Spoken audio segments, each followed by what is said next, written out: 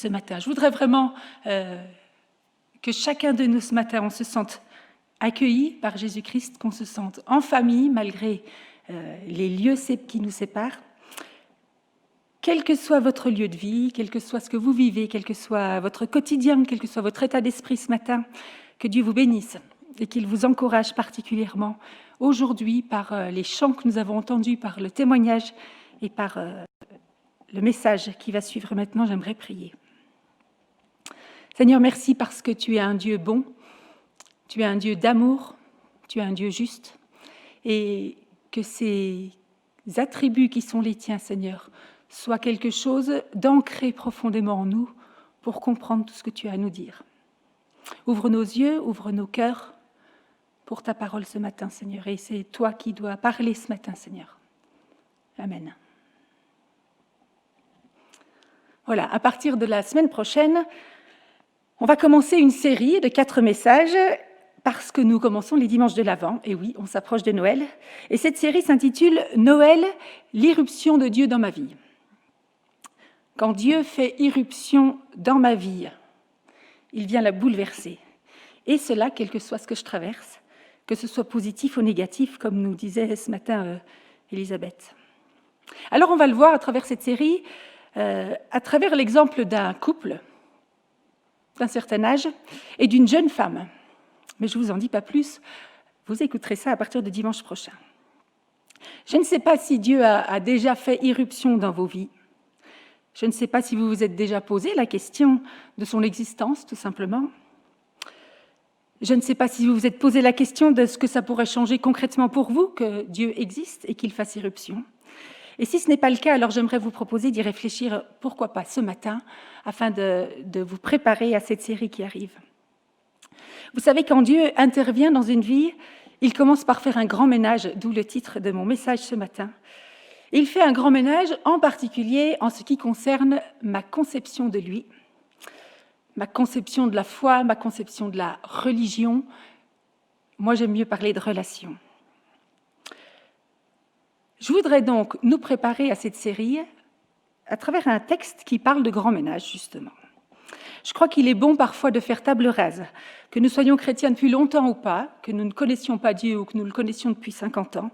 Il est bon parfois de faire table rase sur notre conception de ce que Dieu attend de nous, sur notre relation avec lui, pour qu'on puisse régulièrement se replacer devant Dieu pour ne pas confondre mes certitudes avec la vérité, pour ne pas confondre mes habitudes, mes traditions avec les attentes de Dieu. Et ce texte se trouve dans Matthieu, l'évangile de Matthieu, au chapitre 21. Il ne s'agit que de 2 tout petits versets, c'est donc un texte court mais costaud. Les versets 12 à 13, je les lis, dans la version du Semeur. Jésus entra dans la cour du temple. Il en chassa tous les marchands ainsi que leurs clients. Il renversa les comptoirs des changeurs d'argent ainsi que les chaises des marchands de pigeons. Et il leur dit, il est écrit, on appellera ma maison une maison de prière, mais vous en faites un repère de brigands. Texte pas facile, n'est-ce pas?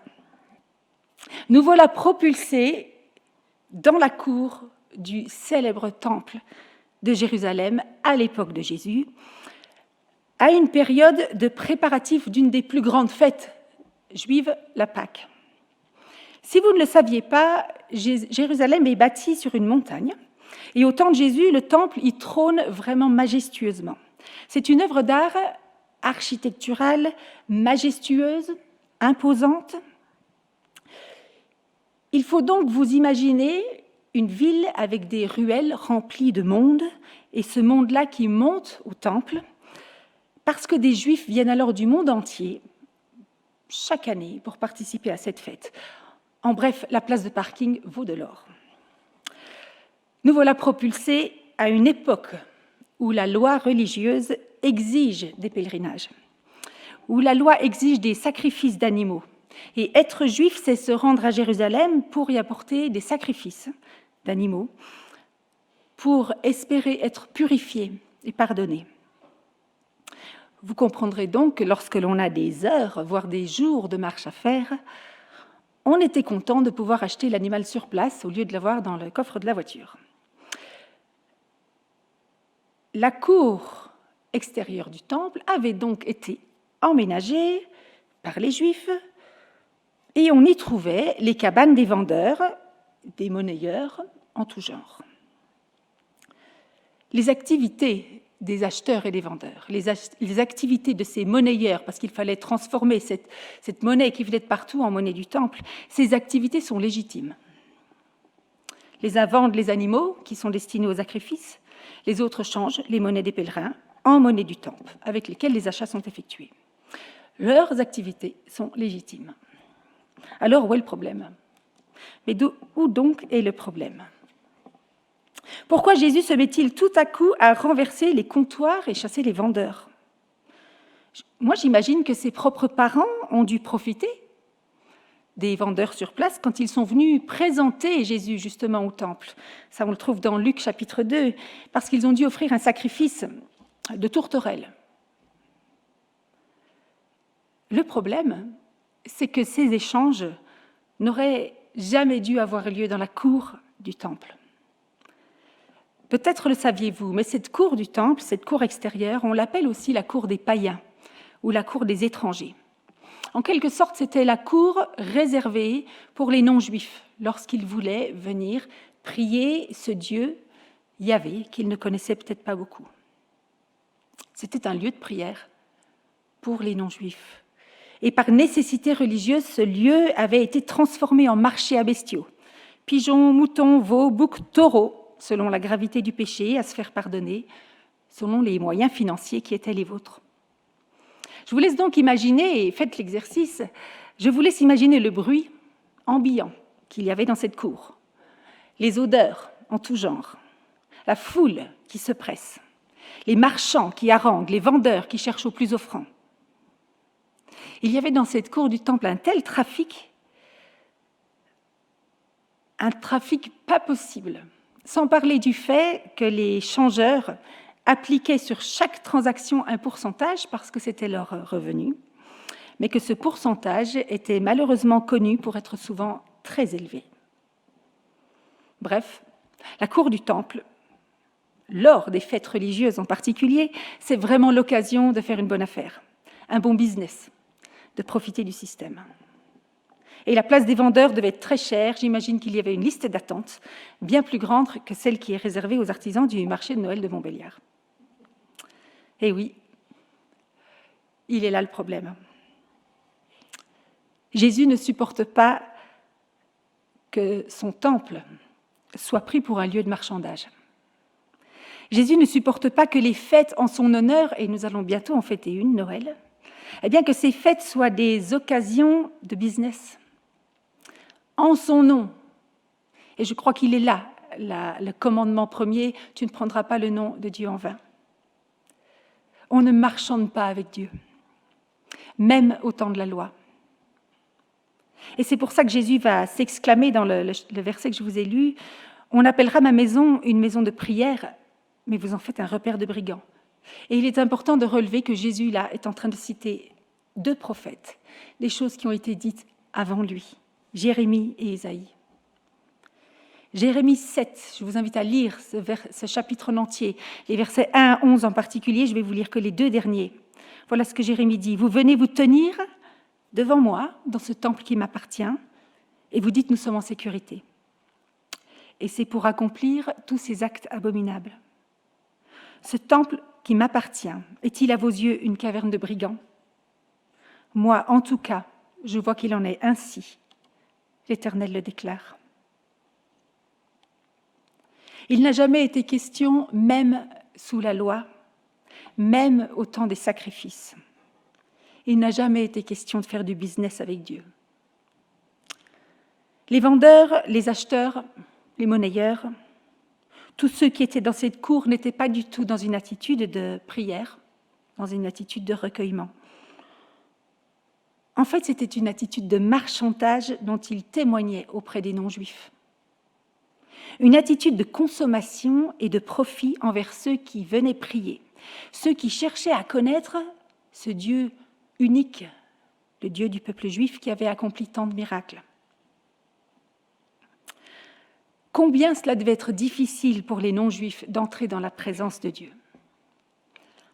avec le tumulte ambiant. Combien ça devait être difficile de prier, de méditer, de s'humilier, de rechercher le pardon de Dieu.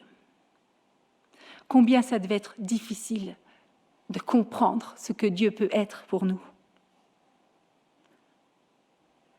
Combien c'est difficile aujourd'hui de comprendre ce qu'est Noël, parce qu'on en a fait une fête d'hyperconsommation, nous en Occident. Combien c'est difficile aujourd'hui de comprendre ce que peut vraiment représenter la naissance de Jésus en 2020. Et si nous profitions de cette période de confinement où on va pouvoir être un peu moins dans la consommation pour vraiment réfléchir à son sens? Vous savez, dans sa lettre aux chrétiens de Corinthe, la ville de Corinthe, l'apôtre Paul va écrire « Nous sommes le temple de Dieu ». 1 Corinthiens 6, verset 19, « Ne savez-vous pas que votre corps est le temple du Saint-Esprit qui est en vous ?» Aujourd'hui, ce temple de Jérusalem, il est une symbolique de qui je suis moi en tant que chrétien. Aujourd'hui, le temple de Dieu, c'est moi. C'est chacun de nous qui avons accepté Christ dans nos vies. Alors ce texte, il doit nous questionner dans le bon sens, positivement. Mais il doit nous questionner dans notre témoignage auprès des cherchants Dieu, dans notre conception de Dieu. Qu'est-ce que je montre à mes voisins, à mes collègues, à ma famille, à ceux qui essayent de venir comprendre qui est Dieu? Qu'est-ce que je montre de ma propre compréhension? Est-ce que je marchande avec Dieu? Est-ce que mes prières sont un petit business perso? Une liste de courses? Une habitude? Un rituel religieux pour avoir bonne conscience? Parfois même sur fond de superstition, vous savez, du style « bon, j'ai ouvert ma Bible aujourd'hui, ça devrait aller ». Qu'est-ce que je recherche quand je m'adresse à Dieu? Uniquement de l'approbation? Uniquement de la compréhension? Uniquement les bénédictions? Ou est-ce que je suis prête à le suivre sur le chemin de la croix? Est-ce que je suis prête à lui obéir? Et Gladys, c'est ça que tu nous as dit dans ton témoignage? Prête à aller où il voulait que tu ailles avec lui? Qu'est-ce que je calcule? Est-ce que je suis très vite perturbée dès que quelque chose de douloureux m'arrive? Ah ben, Dieu m'aime plus. Ah non, mais Dieu est absent dans ma vie. Ben, en fait, j'ai rien fait pour mériter cela. Est-ce qu'il m'arrive de prier comme Jacob, si Dieu est avec moi, s'il me garde, c'est Genèse 28, s'il me donne du pain et des vêtements, si je reviens sain et sauf à la maison du Père, alors tu seras mon Dieu. Peut-être qu'on est trop bien élevé, en fait, pour dire ces mots, mais que nos attitudes, nos réactions, notre comportement prouvent un cœur de marchand, un cœur de monnayeur. Échange dimanche matin contre semaine sans souci. Aujourd'hui, nous sommes au bénéfice de la grâce. Aujourd'hui, Jésus a donné sa vie. Il a été ce sacrifice ultime pour que nous n'ayons plus besoin d'en faire et pour que nous ayons tous accès directement à Dieu le Père dans le lieu très saint. Il n'y a plus de cour extérieure, de lieu saint, de lieu très saint. Aujourd'hui, quelle que soit mon histoire, quelle que soit la tienne, quel que soit mon passé, quel que soit le tien, quelle que soit ma culture, quelle que soit la tienne, nous avons pleinement accès à Jésus-Christ, à Dieu le Père. Et dans la réponse que Jésus apporte au temple, il cite aussi Ésaïe, le chapitre 56, je ne vous lis que le verset 7, je vous invite à lire le chapitre en entier. On appellera mon temple la maison de prière pour tous les peuples. Il n'y avait plus de séparation. Ésaïe avait compris, même sous la loi, il avait déjà compris que Dieu accueille tout le monde, tous ceux qui l'invoquent avec un cœur sans calcul. Aujourd'hui, il est vraiment temps, mais alors vraiment temps d'arrêter de calculer, d'évaluer nos intérêts et nos avantages à le suivre. Parce que ça le bouleverse profondément. Parce qu'il a payé le prix fort pour tout le monde et que lui n'a pas cherché à marchander. Alors, je voudrais vous inviter, vous avez les questions qui sont affichées, qui resteront le temps de ce moment musical. Je voudrais vraiment vous inviter à vous mettre devant Dieu avec un cœur sans partage pendant quelques minutes.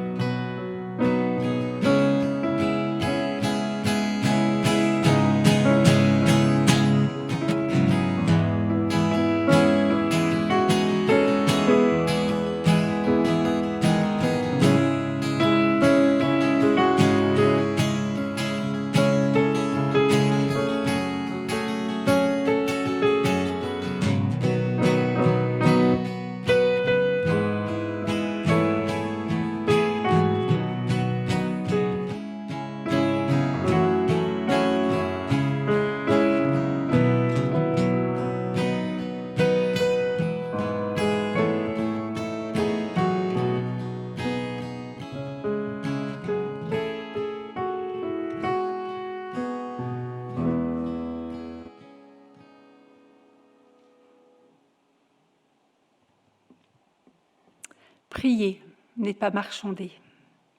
Alors Jésus chasse les marchands. Il renverse leur comptoir. Il va même le faire 2 fois en fait. Au tout début de son ministère, c'est l'évangile de Jean qui nous le raconte au chapitre 2.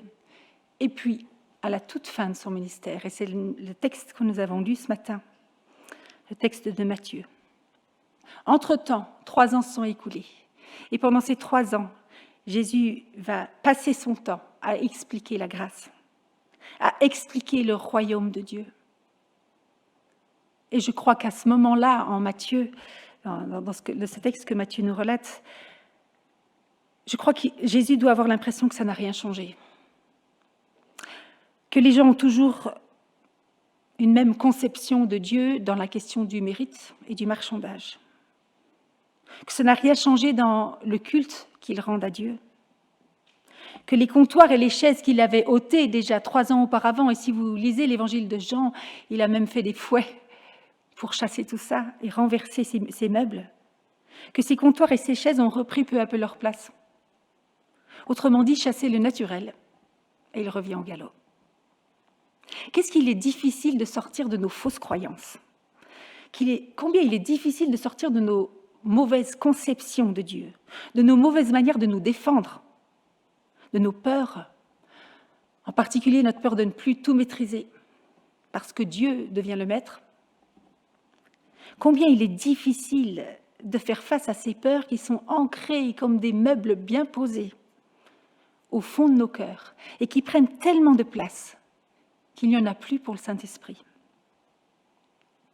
Jésus veut ôter les chaises et les tables que j'ai installées dans mon cœur et qui me font perdre cet espace où je peux expérimenter son amour infaillible, son incroyable pardon. Il vient mettre à la porte toutes ces choses qui me polluent et qui m'empêchent de vivre réellement libre. Et parfois, eh bien oui, il s'y prend à plusieurs reprises. Ça m'a fait penser à ma maison. Vous savez, j'essaye de faire le ménage le vendredi. Mais voilà, le samedi, j'ai fait du jardin. Le chien, il chasse aux rentrées et est sorti X fois. Les enfants aussi. On a rentré du bois pour le feu. J'ai du retard dans la vaisselle. Elle commence à s'accumuler parce que la vaisselle est propre et que je n'ai pas pris le temps de le vider. Le lundi, la poussière réapparaît dans les escaliers, mais j'ai quand même d'autres choses à faire. Bref, le vendredi suivant, c'est à nouveau la cata, ce qui fait éternuer plus d'un allergique aux acariens et poils de chien. Ça serait tellement bien que les choses restent propres plus longtemps. Dans ma vie chrétienne, Dans ma marche avec Dieu, il en est de même. Dieu a transformé beaucoup de choses par son amour inconditionnel. Il a fait en moi des choses nouvelles. Ça sentait bon le neuf et le propre. Mais voilà, j'ai repris certaines mauvaises habitudes. J'ai laissé certaines peurs m'envahir, à nouveau. Et puis il y a certaines pièces de mon cœur où j'ai laissé des tables et des chaises, les tables et les chaises du marchand que je suis. Et oui, c'est toute la vie qu'il faut faire le ménage dans nos cœurs, si possible régulièrement. Alors ça m'a fait vraiment réfléchir à ceux qui sont allergiques.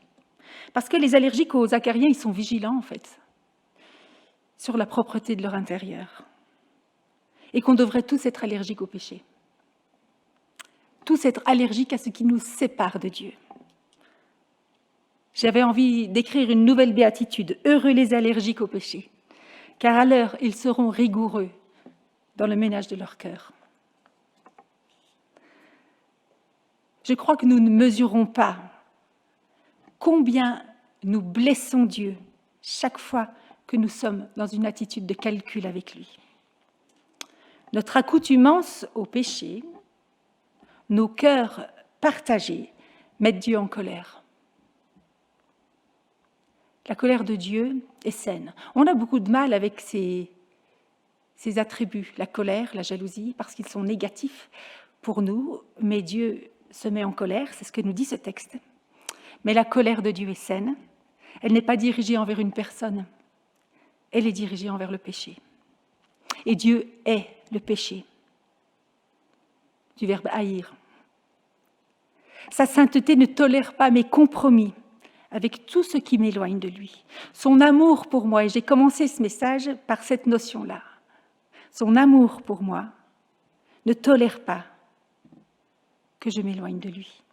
En fait, et je suis contente de finir sur cette notion de la colère, en fait, cette colère est une vraie chance pour nous et on devrait lui dire merci. Parce que quel Dieu d'amour serait-il s'il ne haïssait pas l'injustice ? Quel Dieu d'amour serait-il s'il ne haïssait pas le mal, s'il laissait le péché nous envahir sans réagir ?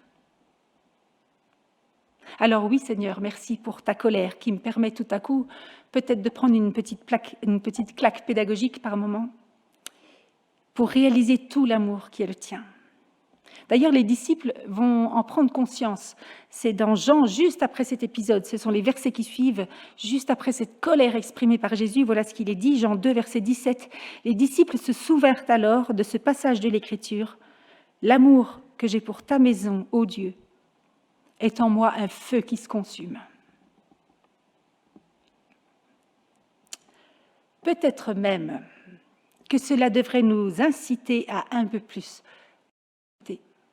de rigueur, de sévérité, pour ne pas dire de colère, face à nos mauvaises habitudes. Ça permettrait à Dieu de ne pas se mettre en colère. J'ai bien peur que trop souvent on prie « Seigneur, Seigneur, change mon cœur » sans bouger de nos chaises. Alors oui, osons le grand ménage, plus souvent. Osons renverser tout ce qui me maintient, tout ce qui nous maintient passifs et immobiles face à nos mauvaises habitudes, face au péché. Seigneur, ouvre nos yeux afin que nous voyions les marchands du temple dans nos vies et que nous les chassions avec détermination.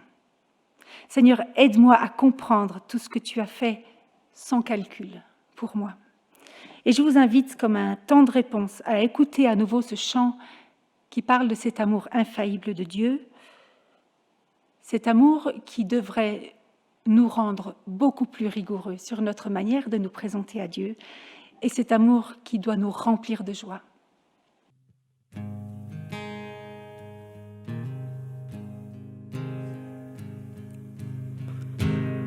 Comment comprendre ce que tu as fait? Quel est l'essence de nos vies? Quelle est la source de l'humanité? Souffle de vie fragile, lumière pour nous, amour parfait. Dieu créateur, sauveur du monde, tu t'es donné pour nos péchés.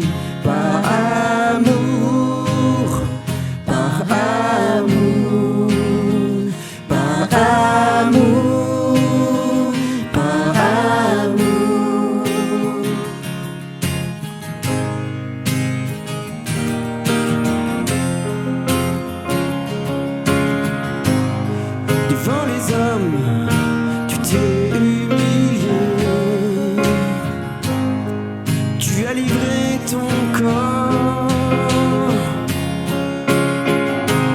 mais ton amour est plus fort que la mort. Tu es ressuscité.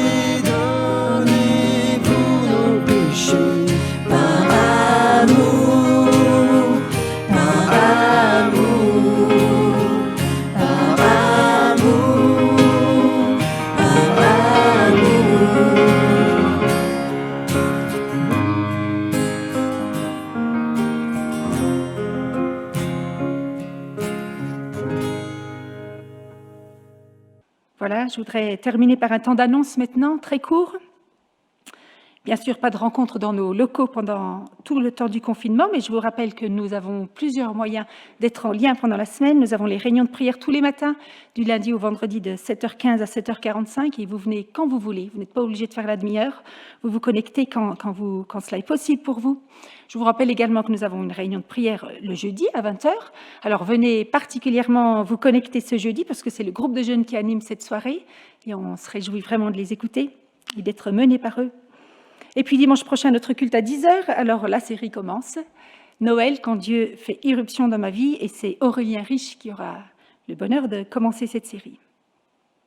Voilà, si vous avez une question sur la vie d'Église, eh bien, utilisez le formulaire de contact sur le site Internet. Si vous souhaitez contacter l'équipe pastorale, vous avez aussi notre mail qui devrait s'afficher, pastoralprairie@yahoo.fr. Le reste des annonces par mail d'ici demain. Je voudrais juste vous donner un sujet de reconnaissance, c'est que nous avons trouvé un jeune homme de 18 ans, Raphaël, prêt à faire un service civique à Champvallon pour cette nouvelle année, qui arrivera en décembre et, si Dieu le veut, jusqu'en juillet. On est heureux de l'accueillir, mais on n'a pas de quoi le loger. Raphaël n'a pas de permis de conduire, notre appartement de Champvallon est rempli, il sera occupé à 100% dès janvier. Alors si vous vous sentez appelé à le loger, on recherche une chambre, on recherche un studio meublé à proximité de Champvallon. Pour Raphaël, vous verrez dans le mail d'annonce toutes les infos si vous vous sentez appelé à ça et si vous souhaitez répondre à cette annonce. J'aimerais terminer par un verset. Psaume 139, les versets 23 et 24. « Sonde-moi, ô Dieu », c'est un verset qu'on connaît, hein. « Pénètre mon cœur, examine-moi, et pénètre les pensées qui me bouleversent. Considère si je suis sur le chemin du mal, et dirige-moi sur les voies de l'éternité. » Que vous soyez habitués du coup de balai ou pas, je vous souhaite une belle semaine de ménage. Que le Seigneur vous aide et qu'il m'aide à dégager tout l'espace qui lui est nécessaire pour que nous sachions accueillir cette bonne nouvelle de Noël et en découvrir tout son sens. Bon dimanche à chacun.